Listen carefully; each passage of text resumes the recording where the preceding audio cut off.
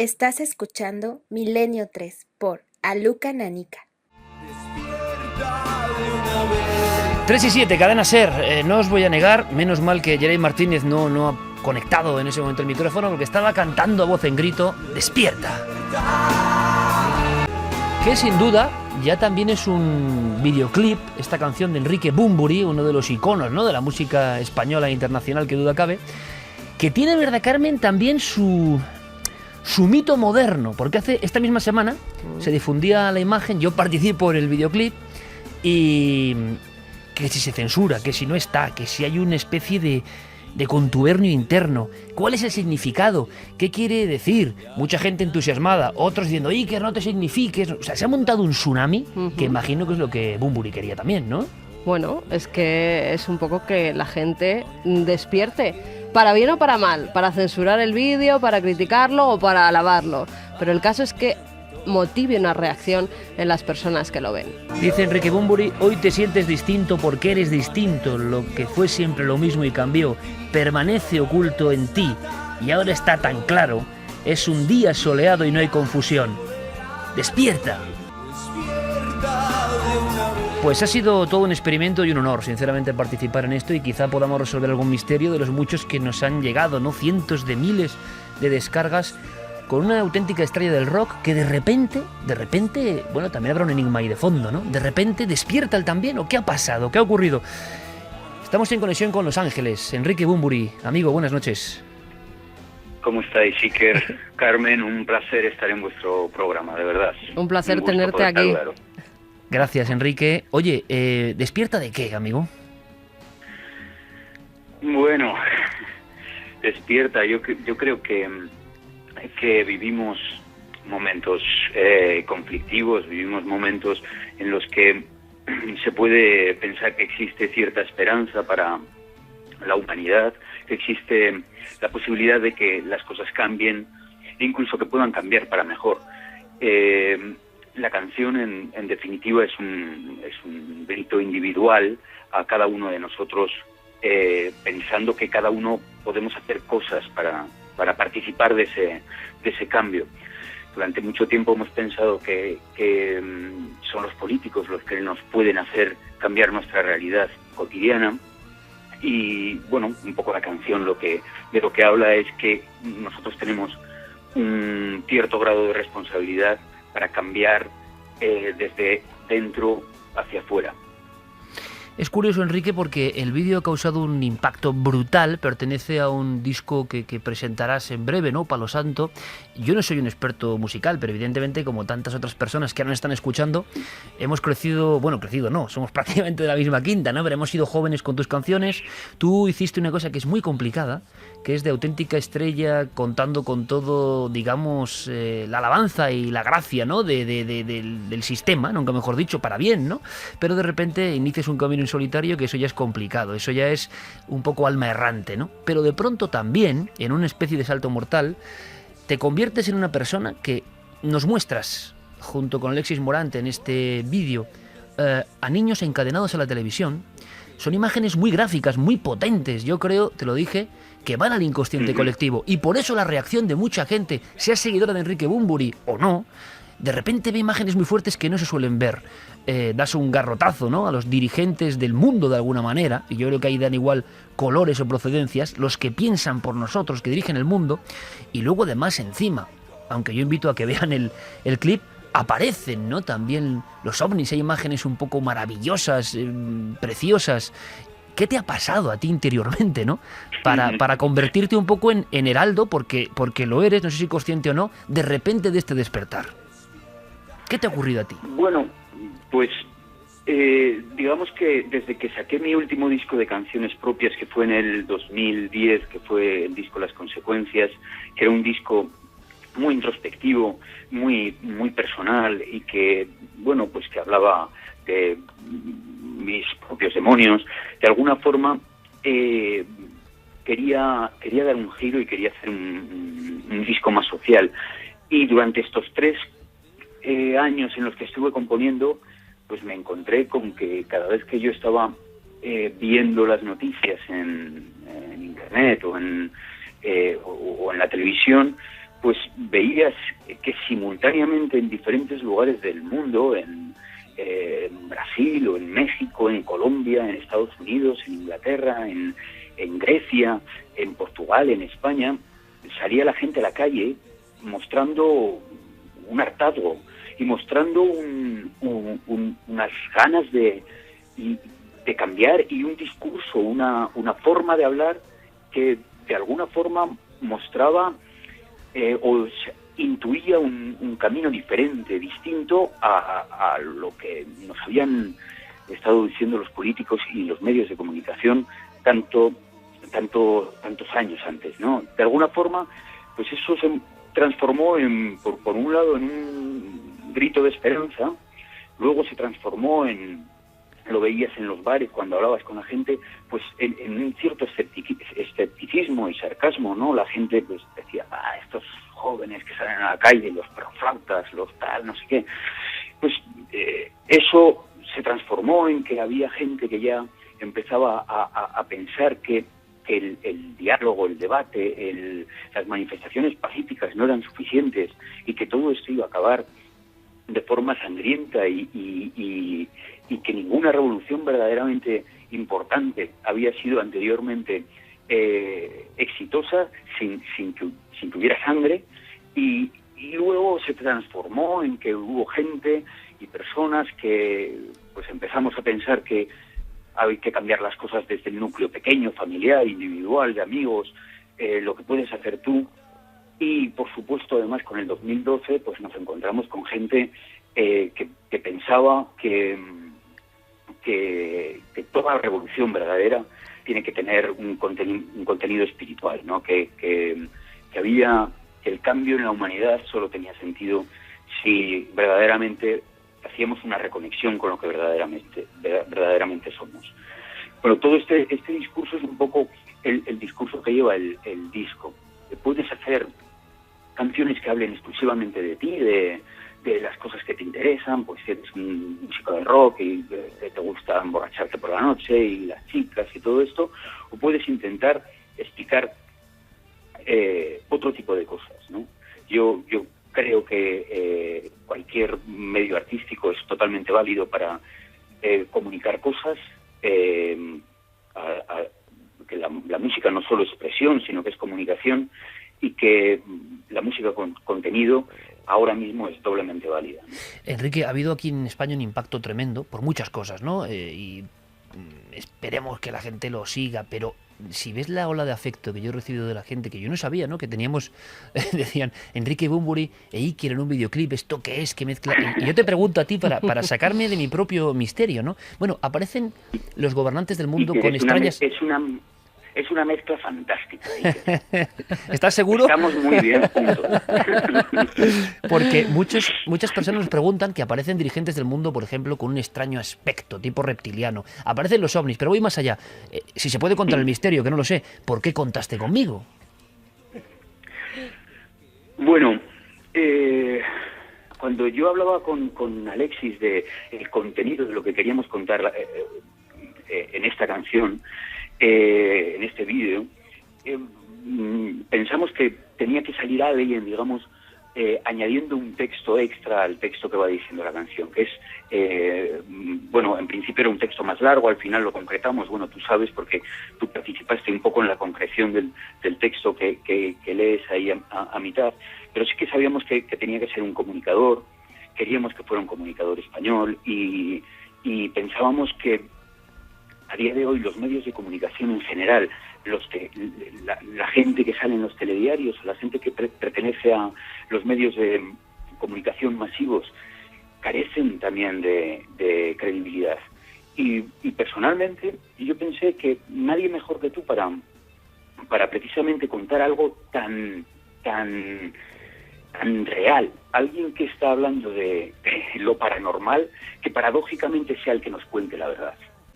Enrique, una fórmula, aunque sea rápida, compañero, para despertar, ¿qué hay que hacer? Porque a veces uno no sabe que está dormido. El aborregamiento general es poderoso, hay muchos estímulos, nos atrapan a nosotros mismos, ¿no?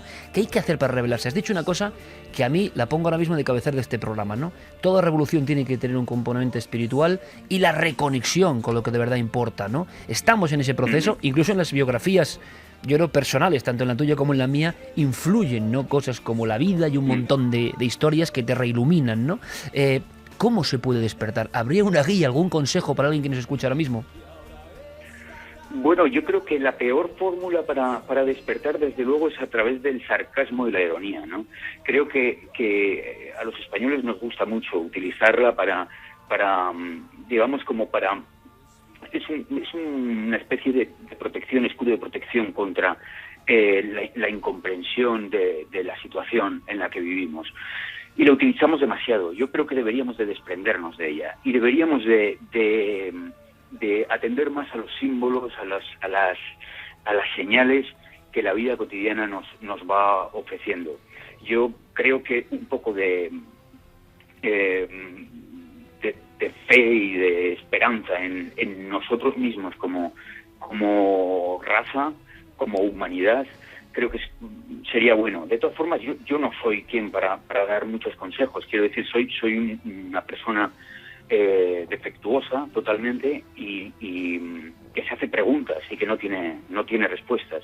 Pero sí que de verdad que soy una persona positiva y que cree que una situación como la que vivimos actualmente tiene que ser para replantearnos la situación y para buscar las posibilidades de hacer este lugar un mundo mejor, y que tenemos que poner de nuestra parte. Enrique, eso, o que nos abduzcan los extraterrestres, como hacen contigo en el vídeo, y así despertemos ya de una vez. Es que yo creo que eso es el final del vídeo, digamos que es una especie de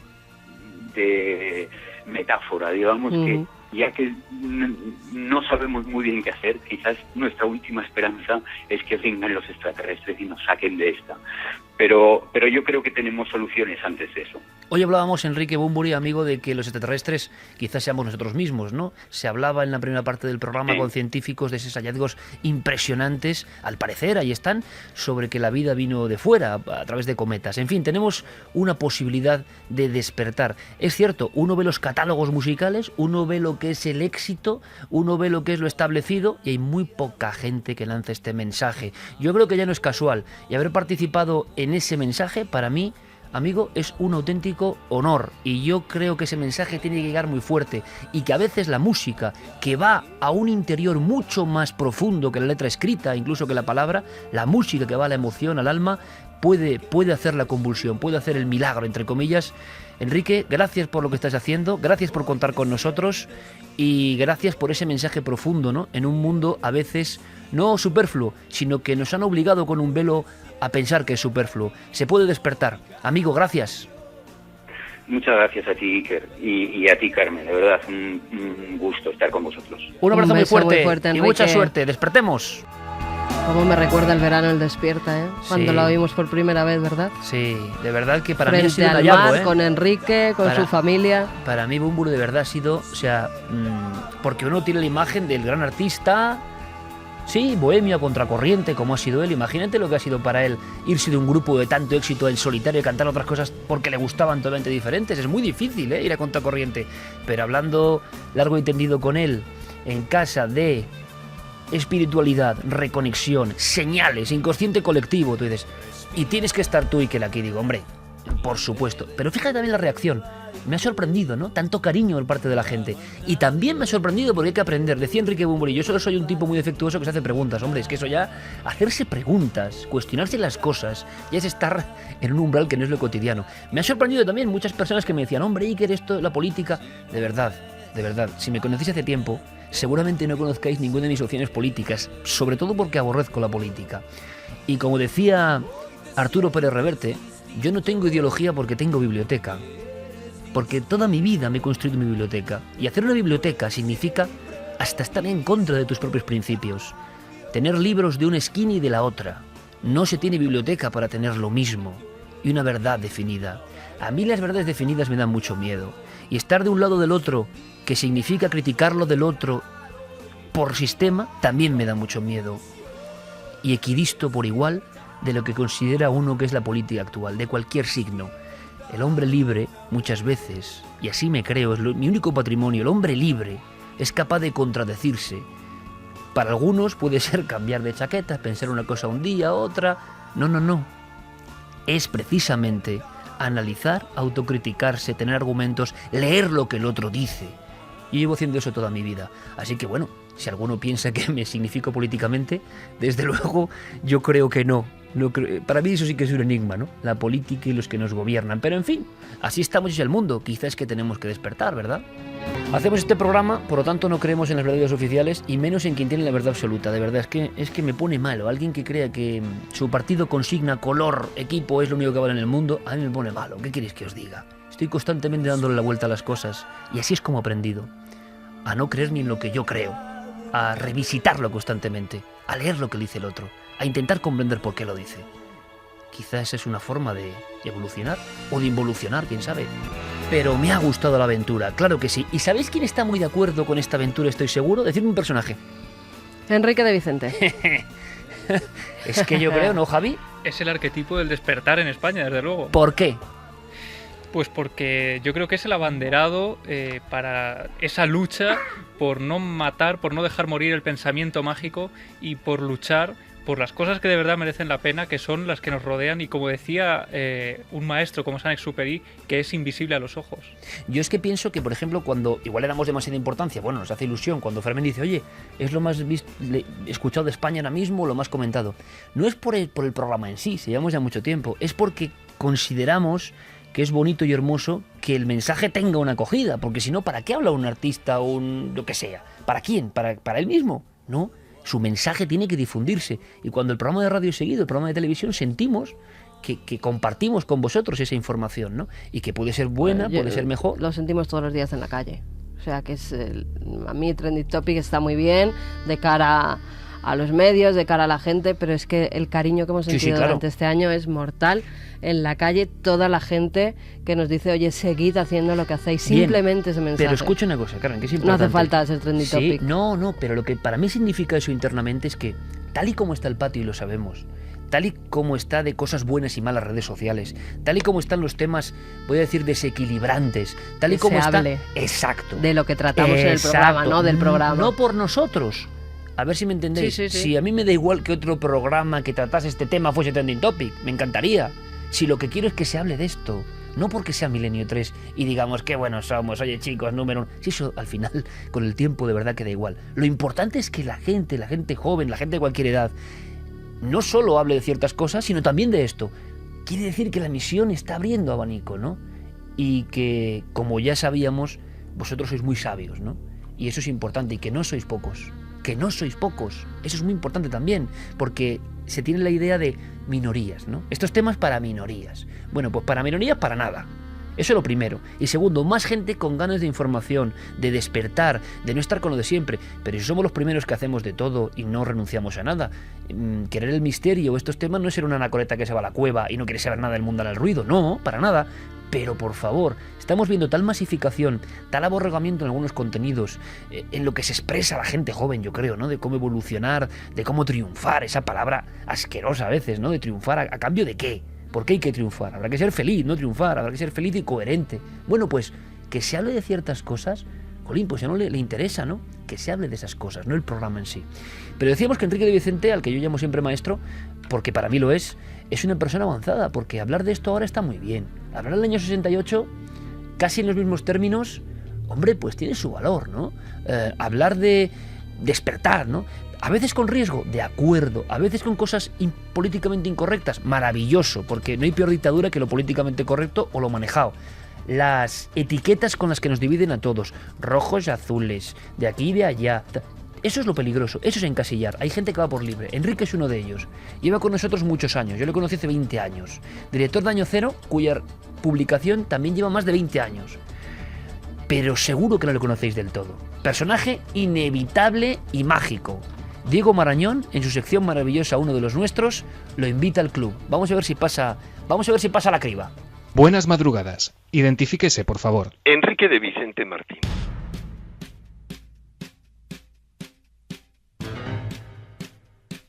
Maestro, bienvenido, buenas noches. Me voy a enrollar un poco, me temo. Es director de la revista Año Cero. Y tiene ganas de hablar de muchas cosas. Hagan la revolución, monten lío, vayan contra este sistema injusto en el que vivimos. Lo que hacen es meternos miedo, miedo, miedo y más miedo. Tenemos que despertar. ¿Eligió usted al misterio o el misterio le eligió a usted? Hombre, el misterio siempre le elige a uno, pero uno tiene que corresponder a ese amor. ¿En qué ocasión lo ha sentido más cerca? Muchas. ¿Cuál es su enigma predilecto? Diría que los ovnis es el que me ha fascinado desde la infancia, pero en este momento el mayor enigma es qué nos está pasando en el mundo, que estamos tan dormidos y no nos enteramos ni nos queremos enterar de nada. ¿Y ese lugar mágico al que siempre querría volver? Indudablemente el templo de Luxor y su entorno en Egipto. ¿Hemos sido visitados por extraterrestres en el pasado? Sin ninguna duda. ¿Somos producto del azar y la evolución o hay algo más? Somos producto de un orden, o mejor, de una inteligencia suprema, porque me gusta más lo femenino, cuyos efectos complejísimos podemos observar. ¿Qué hay más allá de la muerte? Diversos niveles de conciencia muy distintos. ¿Teme la llegada de ese momento? Sinceramente, no, pero me gustaría estar preparado para ese momento tan importante. ¿Supersticioso? No. ¿Qué ve usted en Egipto que la mayoría no vemos? Para mí, Egipto es una patria espiritual y es una escuela o un lugar donde constantemente se aprende. Siguió muy de cerca el caso 1. ¿Qué certezas tiene hoy al respecto? Es un montaje puramente terrestre, pero que no se circunscribe a una persona, sino que esa persona, aunque era una pieza clave, era la pieza clave de otros titiriteros. ¿Con quién diría que tiene hoy una conexión especial en el mundo del misterio? Desde hace mucho tiempo y a un nivel amistoso con Javier Sierra, porque hace 25 años y pico que nos conocemos, y hoy a un nivel profundo con Iker Jiménez por muchas vivencias, muchas ilusiones y sobre todo un entusiasmo que compartimos ambos. Una palabra clave que ambos compartimos, que es despertar. Precisamente Iker Jiménez siempre le llama maestro. ¿En qué lo es? Maestro en nada y aprendí de todo. ¿Qué es para usted el efecto milenio? Durante los 2 últimos años, diría, he visto cómo progresaba una serie de reacciones muy especiales de la gente, de todo tipo de gente. Es un contagio, es un ideal, es una bandera común, que aparentemente es el misterio, pero que más allá del misterio se sintetizaría en una oportunidad de despertar de este sueño hipnótico en el que estamos todos inmersos. Se cuenta que en un congreso ufológico se quedó usted solo hablando en el estrado. Así que te ha contado esa maldad. Un famoso escritor de renombre internacional.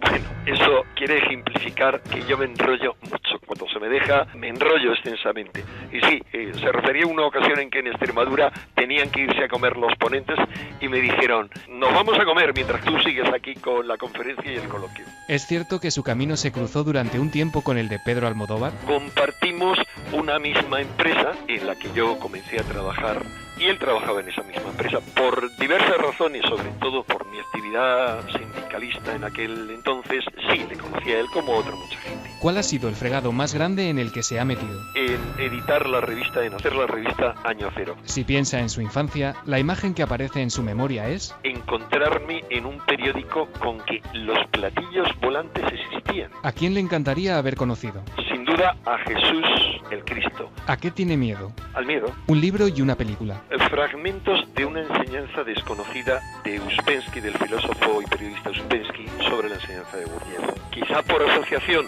Meetings with Remarkable Men, porque no está traducida al castellano. Por supuesto, a nivel más popular, la serie Star Wars, porque es una mitología moderna, y Encuentros en la tercera fase, por el impacto que supuso en su momento. Un pintor y un músico. Un pintor poco conocido, pero para mí esencial por el mensaje que transmite. Nicholas Renck, Wolfgang Amadeus Mozart. Acabemos con un vicio confesable. Visitar, ojear y comprar algunas cosas en librerías, sobre todo en librerías extranjeras. Cada vez que he visitado algún país en que puedo comprar libros en idiomas que entiendo, es un vicio tremendo. Gracias por su colaboración. La identificación ha sido completada con éxito.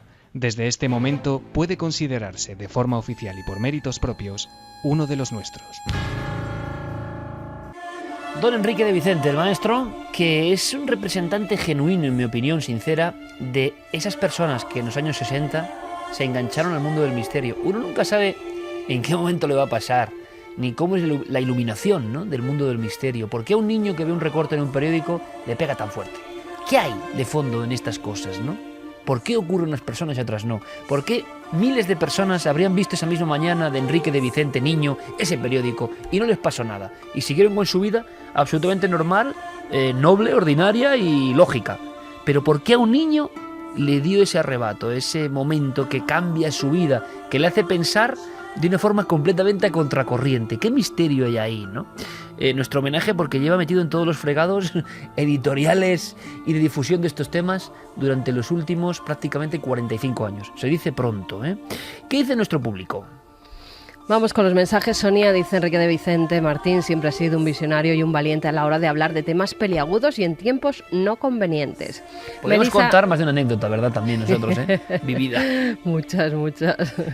Melissa Caro dice: si hay algo que me gusta de Milenio 3 es que hablan desde una perspectiva crítica y apolítica. Es una realidad tan manipulada. En una realidad tan manipulada es un alivio. Nancy dice que bueno que la gente esté despertando y entienda que lo que se considera paranormal puede ser lo único real. Silian, despierta, es un llamamiento a defender nuestros derechos porque estamos dormidos. Tenemos que buscar soluciones ya. Vicente Manuel, Bunbury le ha puesto valor en su mensaje. Si no, todos lo hacen. Está claro, su intención es noble y admirable. Fuller dice: pues me ha encantado el vídeo Omnis e Iker, imposible que no me gustara. La conspiranoica, ¿cuántas veces habremos abierto puertas con Bunbury? Tiene una voz que ayuda al trance, mágico y personal. Me ha sorprendido mucho, no lo sabía, en la cantidad de milenarios que había seguidores de... Claro, es que es una banda sonora muy importante de nuestra juventud y todos estos años, ¿no? Bea dice: no he visto el vídeo, pero siempre me ha parecido una de las mejores voces del país. Johnny Trump, Bunbury nos escribe canciones anticrisis desde Los Ángeles. Gracias, Enrique. Beatriz, hombre, Bunbury, Milenio 3. ¿Cuántos ídolos míos juntos hoy en la radio? Me encanta la letra de Despierta. Dice que desde Los Ángeles, porque suena como muy, ¿no? Ahí también sus pequeñas críticas, ¿no? Como tiene que ser también. Y muchas personas entienden el mensaje, otros no tanto. Y además aquí la crítica sí es que es lo positivo y el debate es lo positivo. Pero en fin, no es muy habitual. ¿Cuántos han tenido que ir, no? De España, porque... clavo que sobresale, ¡zas! Mazazo. Sí. Pues nada, han migrado a otros países que los tratan mejor. Claro, yo creo que sí. Pero de verdad que ha sido un hallazgo, ¿eh? Siempre hay personas, también es lo bonito de la investigación, ¿no? No solo la investigación de casos, la investigación de personas tendría que ser una cosa casi obligatoria, ¿no? Porque te encuentras con individuos que igual no te lo parecen y resulta que tienen una fuerza tremenda y que la gente anda despertando, y cada uno con sus matices, claro, ¿cómo no? Pero que hay una sensación de algo reverbera en nosotros que nos dice que tenemos, entre comillas, claro, y una parte del mundo, un gran bienestar.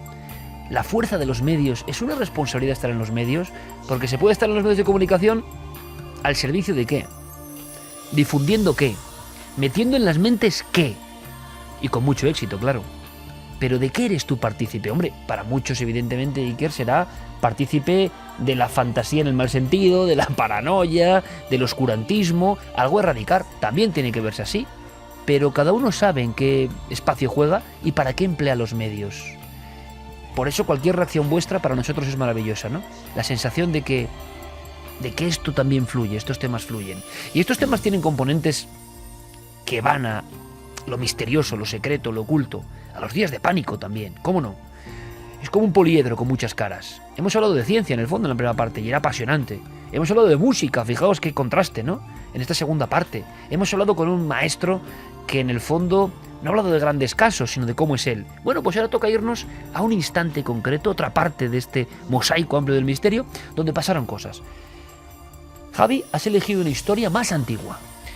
Una historia, bueno, la idea sobre todo es que sea desconocida, que no sea de las habituales, que ya hemos contado pues a lo largo de 13 temporadas, que ahí es nada. Y fíjate, esta me llamó mucho la atención porque estaba escondida entre todos los documentos, los archivos de nuestra hemeroteca. No nos habíamos fijado excesivamente en ella y, sin embargo, guarda uno de los últimos también víctimas del misterio. ¿Víctimas del misterio? ¿Así de claro? ¿Y días de pánico? Efectivamente, ahí vamos a un convento, ¿no? Las dos vertientes del misterio. Un convento, unas hermanas que a finales del siglo XIX lo pasan francamente mal. Los ruidos del convento. Lugar, calle Sagasta, Madrid. Fecha, septiembre de 1895. Tipo de fenómeno, sonidos inexplicables. El verano llegaba a su fin y el frío iba adueñándose de las calles de la capital. En el barrio de Trafalgar, un grupo de 22 religiosas hacía su vida normal en el convento. Pertenecían a la orden de las monjas concepcionistas y se habían instalado allí 4 años atrás por la tranquilidad habitual de la zona. Sin embargo, a mediados de septiembre esa paz se vio quebrada por un extraño ruido que acabaría causando el pánico entre las hermanas. La primera en escucharlo fue Sor Coloma Sero, que se encontraba en la portería antes de la cena. Estaba leyendo unos versos para hacer tiempo cuando un fuerte sonido la sobresaltó. Unos golpes secos estaban surgiendo del muro colindante al cementerio.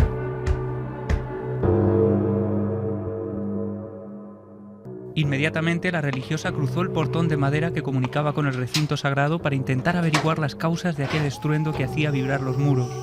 Una vez allí, rodeada de viejas lápidas, descubrió que estaba completamente sola. Minutos después, todas las monjas se aglutinaban en la entrada, asustadas por el golpeteo de procedencia inexplicable que acabaría desapareciendo de manera repentina, aunque solo por esa noche. Al día siguiente el fenómeno volvería a repetirse aún con mayor fuerza y en los momentos más inesperados, causando auténticas taquicardias en las mujeres de aquella comunidad. Pero la más afectada era Coloma Sero, primera testigo de lo insólito. Al cabo de una semana era incapaz de moverse de la cama. Allí se consumía, cada vez más delgada a la luz del candil. Su salud se vio tan afectada que pronto recibió la visita de un sacerdote para darle la extrema unción. Solo unas horas después, Sor Coloma, mujer vital donde las hubiera, alcanzaba el descanso eterno. Pero no fue la única víctima del misterio. Otras 6 hermanas y el portero estaban gravemente enfermos por el miedo que iba extendiéndose por todos los rincones del convento como una epidemia mortal. Fue entonces cuando las autoridades decidieron tomar cartas en el asunto. Miembros de la policía y de la Guardia Civil hacían guardias en la calle, mientras otros cegaban pozos y recorrían alcantarillas y subterráneos. Ingenieros enviados por el obispado analizaban cada plano del edificio, levantando suelo y tirando tabiques. El resultado fue infructuoso, aunque consiguieron convertirse en testigos de lo absurdo. El cabo Arribas, de la Guardia Civil, llegó a apuntar con su fusil a una esquina del comedor. Una esquina donde no había nadie. Y así se sucedieron las semanas, hasta que las investigaciones tuvieron que cesar por la escasez de resultados. No había ni rastro del origen del fenómeno, que por suerte acabó cesando repentinamente. Sin embargo, tuvieron que pasar largos meses hasta que las religiosas dejaron de sufrir pesadillas con los ruidos del convento. Una historia parecida a otras muchas que hemos escuchado ya en el siglo XX, investigación oficial de alguna manera, ruidos constantes, pero hay algo que me llama la atención especialmente, y es que los sueños y las pesadillas de esa comunidad de religiosas, quizá tan impactadas por lo que empieza a pasar o está ocurriendo, se contagian de alguna manera de toda esa malignidad que está pasando. Hablamos de víctimas, o sea, de la salud perdida por la presencia de lo extraño. En Madrid, en el siglo pasado. Sí, Coloma Sero fallece por un derrame seroso que se le achaca pues al miedo que pasa en esos días, a la tensión, a los sustos tremendos, porque estos golpes comenzaban cuando menos lo esperaban, sobre todo pues en mitad de la noche cuando estaban durmiendo. Ellos piensan que podía ser alguien que estaba haciendo algún túnel subterráneo, lo que no explicaban era por qué, las causas. Allí no había nada de valor, no había nada que pudieran robar, y esa teoría final se acaba descartando cuando se descubre que no solo que no hay nadie, sino que los golpes continúan aunque las autoridades están recorriendo esos subterráneos. Esto es como 100 años antes del famoso caso de la calle del Toboso, cuando una zona muy modesta en aquel momento en Madrid escucha esos golpes, se genera el miedo, llegan las autoridades y piensan primero que están haciendo un túnel. No hay túnel, siguen los ruidos. Las personas llegan a estar casi sin dormir, pleno mes de enero del 77. Las fotografías de 16 son impresionantes, con toda la gente tiritando de frío porque no quieren subir a las casas, unos porque piensan que va a haber un derrumbe, otros porque creen que es un fantasma o un espíritu el que está golpeando, y la siguiente hipótesis, que es el metro, las obras del metro, que tampoco coincidían porque el domingo, cuando no había obreros ni podía haber ruidos, ocurrían. Bueno, hemos ido a un clásico del Madrid mágico, misterioso, y la crónica, el cronista oficial de la villa, ¿no? Sí, Ángel del Río, desde luego, era la persona indicada para consultarle por esta historia, y nos ha sorprendido porque él, buceando entre sus archivos, ha encontrado un dato tremendo que tiene que ver con una fotografía que tengo aquí sobre la mesa. Si quieres, vamos a escuchar a Ángel y hablamos ahora un poco más. hay un testimonio que he conseguido recuperar de mis archivos, de mis datos, que dicen que algunos achacaron aquellos ruidos al alma errante de una monja que había muerto 4 años antes de que se produjera esta situación, que era Sor Patrocinio, la monja de las llagas.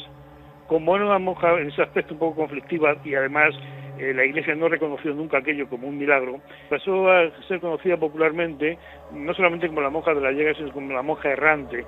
Y quienes buscaban explicaciones que no fueron científicas, explicaciones sobrenaturales, llegaron a decir que era el alma errante que se manifestaba pues a través de estos sonidos 4 años después de su muerte en este convento. Así que pronto creyeron que era el alma de Sor Patrocinio que vagaba por el convento, hasta tal punto, Iker, que las monjas tuvieron que ser desalojadas cuando las autoridades no sabían las causas de todo aquello, tuvieron que ser enviadas a otro lugar. El convento quedó vacío durante varias semanas mientras se inspeccionaba al milímetro, los ruidos continuaban, allí no aparecía nadie, y lo que ocurrió es que tuvo que darse por zanjada la investigación, y aquello causó también pues un enfado bastante importante en los medios de la época, que bueno, escribían líneas como las que tengo yo aquí ahora mismo, la España cómica, justo en aquella época, y decía: como una de las obligaciones del Estado es velar por la seguridad de sus individuos, la autoridad, en vista de que sus pesquisas han sido infructuosas, han decidido retirarse modestamente, dejando una simple pareja de la Guardia Civil por si acaso esta vez se hunde el convento o hasta que se mueran todas las monjas. Ese convento ya no existe. Este convento ya no existe, hemos estado buscando las referencias, solo quedan estas referencias históricas, pero durante esos largos meses de 1895, septiembre y octubre, los medios de comunicación iban citándose unos a otros, sacando toda la información, hablando de los nuevos enfermos que caían en el nicho, que caían en cama y no podían levantarse por el miedo, por el pánico colectivo que se vivía en el convento. Y bueno, al final esos ruidos cesan por completo, no se sabe cuáles son las causas, exactamente igual que llegan, ¿no? Desaparecen como repentinamente. Casi siempre. Y allí estuvieron las autoridades convirtiéndose en testigos también de lo absurdo. ¿Tú asentías con la figura de esa monja, Carmen? ¿Se sabe algo de esa monja en concreto? Esa monja tiene un historión tremendo, es una religiosa que nunca ha sido reconocida. Hay muchos milagros, pero nunca ha sido uno de ellos probado, con lo cual ni siquiera se le ha llegado a reconocer en el Vaticano. Sí que su causa estuvo abierta durante un tiempo, porque es cierto que la gente decía que tenía esas llagas de la pasión, que tenía estigmas en las manos, en el costado, si no recuerdo mal, en los pies incluso la corona de espinas, si no recuerdo mal, porque estoy hablando ahora mismo de memoria. Y había muchos testigos que en documentos de la época lo confirmaban, incluso haber introducido objetos entre estas heridas, entre estas llagas en la mano, y haber atravesado la mano de la monja. Son estos casos de místicas, entre comillas, de domicilios, es decir, de lugares muy pequeños, en pueblos, en ciudades también como Madrid, pero pequeñas congregaciones, y que de repente una hermana tiene cierto tipo de fenómenos que llega a ser muy conocido, pero enseguida se acalla. Que enseguida son interpretados por el diablo. Estos son cosas del diablo, hay que acallarlo, se tiene que quedar en el convento, no se puede decir nada. Es a raíz de su muerte, cuando creo que incluso con el cadáver no se le cierran los estigmas, cuando empiezan a decir que esta monja se ha aparecido, que ha curado a personas, que... Esa es la historia un y poco esa es la monja que piensan sus hermanas, ¿no?, de congregación, que está rondando en forma de espíritu. Sí, porque ella, aunque había fallecido en un convento de Guadalajara, pertenecía a la orden de las concepcionistas, que era esa misma congregación, y precisamente por eso ellas estaban convencidas de que era esta monja que volvía del más allá, pues para reivindicar todas las acciones casi milagrosas que ella había vivido. ¿Y qué son los estados místicos, los arrebatos que dan estas mujeres, casi siempre también a hombres, pero casi siempre a mujeres en ciertos momentos, congregaciones? Qué fácil es descartar todo esto con el punto de vista de la neurofisiología, la ciencia más ortodoxa. Bueno, pues que si epilepsias, que si... Y no queda claro, no todo el mundo con una epilepsia, no todo el mundo con ciertas enfermedades despliega tal tipo de fenomenologías, ni tal tipo de intensidad o profundidad espiritual, porque algunas de las grandes figuras místicas tenían como fogonazos, es decir, su vida era más o menos cotidiana, pero llegaba el fogonazo de no sé qué y entraban en otro umbral. Fijaos, os digo esto porque mañana, en Cuarto Milenio, tenemos una cosa que es sumamente interesante. vamos a llamarlo casco de Dios, porque así lo han llamado los científicos. Y es un tema científico, pero de puro misterio. Pienso esto ¿por qué? Da la sensación, nos dicen, nos cuentan, yo no sé si es verdad o no, pero nos cuentan los científicos más ortodoxos, más fríos, que el cerebro tiene esas dos partes, de las que hemos hablado muchas veces. Una parte izquierda, todos tenemos una parte izquierda, que es como muy lógica, muy material, muy terrena, muy ordenada, nos ayuda a hacer sumas y a aprender el lenguaje y a hacer las cosas más o menos con cierto rigor.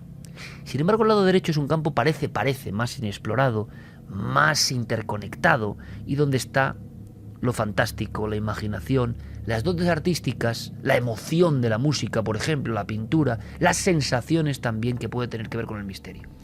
Muchos han preguntado, ¿no será que las personas, desde los chamanes hasta estas místicas, u otras personas normales y corrientes que no saben nada de su cerebro, porque lo normal es que no sepamos nada de nuestro cerebro, que ven de repente cosas, es que tienen ese hemisferio más desarrollado, o más potente, como queréis llamarlo? Ese conjunto de elementos entre un hemisferio y otro a veces se desincroniza. La ciencia ordinaria dice, bueno, claro, todo está dentro de la cabeza y se ven fantasías, epilepsias, se ven cosas convulsionantes, porque en el fondo es un mal funcionamiento del cerebro. Bien, hay toda una corriente, y de eso hablaremos mañana, y os va a sorprender verlo en acción, que dicen que no, que nosotros tenemos un dial, somos como una radio, un dial más o menos ajustado. Cuando ese dial se desajusta un poquito, no es que tú estés como una tarambana, sino que estás ampliando tu antena y estás viendo cosas que están, pero que habitualmente no se ven. Cuando vemos un testigo que nos dice, es que yo vi esta figura, iba en el claustro del convento de Silos y al final del pasillo de las columnas había un niño que me miraba y de repente se difuminó. ¿Qué es lo lógico? Bueno, tú estás loco, tú tienes una enfermedad, se hace los exámenes y no tiene enfermedad. ¿No será que esa persona de repente ha conectado su cerebro con algo, como si fuese una wifi, ¿no? Donde están cosas que no todo el mundo puede ver? ¿Por qué se parecen todos los fenómenos idénticamente casi a todos los místicos, todas las personas con cierta profundidad? Están como con el cerebro. Se intentaba explicar, desde la ciencia se ha intentado explicar muchas veces por qué sufren estos fenómenos los personajes místicos. En el caso de las monjas, se decía, muchas de ellas entraban muy jóvenes al convento, el estar recluidas durante tanto tiempo, el comer muy poco, el hacer muchos trabajos a los que no estaban acostumbradas. Situación todo límite. ello, exactamente, todo ello hacía pues que cayeran desmayadas, que muchas de ellas empezaran a tener visiones, también por el hambre que pasaban. En muchas ocasiones tenían que hacer ayunos que en ocasiones eran de días, con lo cual empezaban a escuchar y a ver cosas, tenían visiones. De ¿no? acuerdo. Yo te digo lo que explica, claro, lo que por explica eso, la ciencia. pero que alguien prueba a tener mucho hambre, ya verá cómo no ve visiones. Claro. Oh, sí. Bueno, yo creo que no. Pero los eremitas en las cuevas también sufrían esos ayunos y también y tenían la pregunta es, esas visiones. ¿por hambre o porque su percepción se ha colocado en un umbral que es donde de verdad se accede a lo que no se ve, a lo que tenemos un velo, una coraza todos? Bueno, pues es una posibilidad. El funcionamiento de esos dos cerebros dentro de uno, ¿no? ¿Cómo cambiamos un poquito el dial, como si ahora vosotros en vuestro reproductor cambiéis un poquito la antena y se oye ese ruido blanco? Bueno, ahí están las cosas. Y la gente accede a esas cosas desde hace mucho tiempo. Pero para eso hay que tener o ese hemisferio derecho más desarrollado o que se produzca algo que nos lo cambie. Claro, lo que pasa que en los conventos, cuando todas las monjas, porque además había como epidemias de monjas que entraban en estados o de endemoniamiento o de pues, visiones místicas. Una podía tener esa visión que dices tú del cerebro, tener una cierta capacidad. El resto era un contagio, exactamente, porque eran tan impresionantes las imágenes que vivían que muchas monjas no estaban pues preparadas para ver esos estados místicos. Yo empiezo a pensar, es una cosa personal, yo empiezo a pensar que en esa clave de las dos caras de nuestra propia entidad, alma, mente, lo que queráis llamarlo, para mí el alma no está en el cerebro, en la mente quizá tampoco, no lo sé, pero esa dualidad que tenemos dentro y esa desincronización es la que nos abre la puerta a otra realidad. Lo fácil, porque la gente no accede a esa realidad, es, oye, tú te has drogado, tú vas borracho, tú tienes mucho hambre, y no se dan cuenta, mi opinión personal, que la doy pocas veces, es que desde los místicos hasta los intercesores con otras realidades, o las personas normales que han visto fenómenos que les han inquietado y durante varios episodios de su vida los han visto y saben que es verdad y que no están locos, es porque hay esa pequeña variación. Bueno, pues la ciencia está investigando en eso en concreto, motivando esas desincronizaciones del hemisferio izquierdo y el derecho. Yo os pregunto, pues a Yeray, a Fermín, ¿qué hemisferio gobierna en vosotros? Siempre hay uno que gobierna. Hay gente regida por el lado izquierdo, por el lado derecho. Y esto sí que no es política. Mira, yo aquí soy de derechas en ese aspecto, ¿eh? De hemisferio derecho. Quién sabe, ¿eh? Tampoco soy ni de izquierda ni de derecha, pero de hemisferio derecho sí. Porque creo que ahí está ese mundo, ¿no? Un poco quijotesco. Bueno, pues, ¿a qué nivel llega eso para ver cosas? Y qué fácil es, evidentemente, desde la ciencia más y desde el miedo, decir, bueno, tú estás loco, ahora tómate esto, ¿no? Igual que eso es como Paloma Navarrete, como tanta gente normal y corriente que ve cosas, es porque existe eso. Bueno, mañana hablamos de eso en Cuarto Milenio y os esperamos, por supuesto, sobre las 11:30. Venga, Yeray, vamos a darle caña, que nos marchamos. Vamos con los últimos mensajes de la noche. Diego Cozar dice que pena que cada vez que alguien ve algo está loco. No puede ser que haya visto algo que de verdad está ahí. Yo estoy convencido. Adarabe, todos los viajes iniciáticos de los grandes místicos empezaban por el ayuno y el aislamiento. Borja dice, ese hemisferio lo tenemos desarrollado de críos, luego a medida que crecemos lo atrofiamos, pero bien. Oye, ¿quién ha escrito esto? Borja. Pues Borja, yo creo que afina, ¿eh? Porque cuando ves al niño, el niño antes de estar contaminado por el sistema, que empieza muy pronto, es otra cosa absolutamente diferente. Y tú entiendes que ese niño está en conexión con esas otras realidades. No, y pobres de los niños que vean, porque entonces tú no estás viendo nada al psicólogo niño. El padre que ya es incapaz de comprender o la madre que está en un umbral no puede entender al niño que vive en otro universo diferente. Habrá que despertar también en este sentido, ¿no? Los niños seguramente acceden a algo que forma parte de nosotros, que está con nosotros y que nosotros, estoy seguro, no es que hayamos olvidado, nos han obligado a olvidarlo y nos lo han tapiado.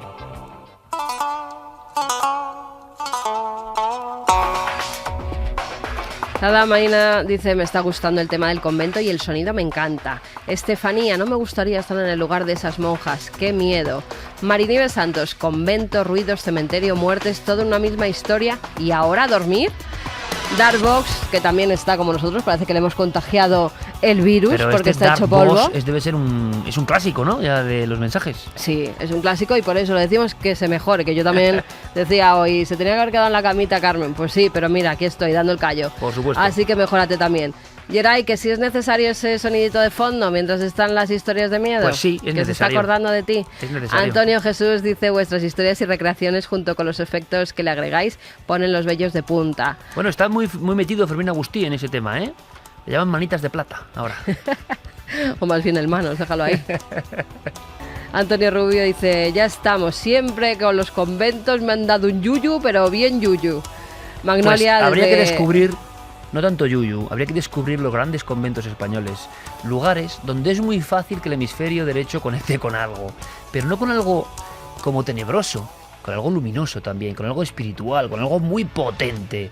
A ver, si recomiendas un convento en toda España o un monasterio. Sí, los. Yo también. ¿Y tú, Javi? Te he pillado. Sí, desde luego. No, estuvimos allí hace muy poco, además con el amigo Enrique Chazarra y hombre, Silos, además, con la historia oculta de Silos, que un día contaremos.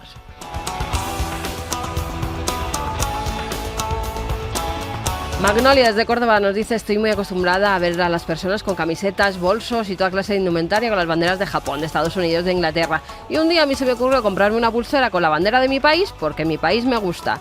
Para muchos empecé a ser una facha. Eso me ha molestado y me ha metido en diversos berenjenales, porque si algo detesto yo también es la política. Por eso cuando he escuchado esa frase de Pérez Reverte, la voy a usar cada vez que pueda. Es muy Gracias buena, ¿eh? por todo lo que nos dais cada fin de semana. Un abrazo galáctico. Yo no tengo ideología, hombre, me imagino una ideología como febril, ¿no? Convencida absolutamente, o sea, es así y es así, porque seguramente porque lo ha dicho papá o yo qué sé, o porque... Yo no tengo ideología porque tengo biblioteca, es que me parece tan glorioso. Hay otra muy grande de Manolo García, que es otro gran pensador y escritor, que decía, mi patria en mis zapatos. Y además yo no entiendo por qué llevando la bandera de España ni criticarle, es que hay cosas que yo no acabo de entender muy bien. Eso te pasa pues porque en Italia, se ha relacionado con la extrema derecha. Un día hay que hablar de los enigmas de la política y entonces tenemos para 10 milenios, 3 seguidos. ¿10? Hacemos 13 temporadas más. Pero no, bueno, dejémoslo ahí porque ese que es un tema, un dossier tabú, un poco, ¿eh? Un dossier tabú. Bueno, chicos, chicas, de verdad que estamos muy contentos, nos marchamos con esta canción de Tenby de Yeray Martínez. que nos la pone. Gracias, compañero. Gracias, Fermín Angusti, por supuesto. Javi, mañana te veo en el programa de la tele. Estaremos por allí, como siempre, como debe observando, ser. desde luego. Como debe ser. Mañana, muchas cosas. Hay un par de casos que sí que dan un poco de miedo, pero creo que merecen la pena. Sí, y sobre todo que estreno sección, así que merece todavía más la pena. ¿Estrena sección? Sí. ¿Con cosas físicas? Como no tenía ya suficiente, ¿Con pues cosas una físicas? más. Sí. Venga, no digo más. Vale. ¡Feliz semana, amigos!